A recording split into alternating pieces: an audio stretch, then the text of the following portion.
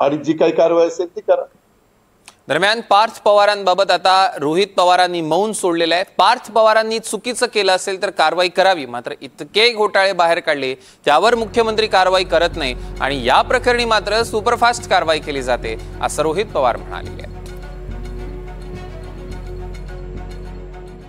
पण या सरकारमध्ये आपण जर बघितलं तर जेव्हा केव्हा आम्ही काही मुद्दे पुढे घेऊन जात असतो तेव्हा मुख्यमंत्री साहेबांच्या जवळचा तो व्यक्ती असेल तर त्या बाबतीत कुठेही कारवाई होत नाही। पण कुठेतरी मुख्यमंत्र्यांना नाहीतर भाजपला एखाद्या नेत्याचा खेळ खेळायचा आहे नाहीतर गेम करायचा आहे त्याच्यावरच लगेच कारवाई तिथं होते।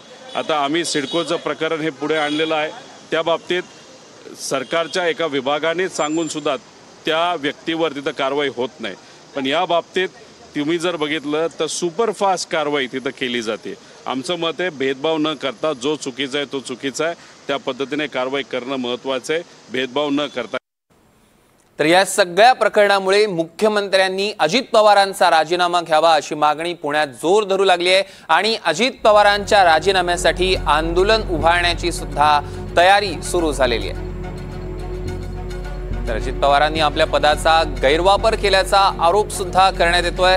अजित पवारांविरोधात गुन्हा दाखल व्हावा अशी मागणी सुद्धा होते।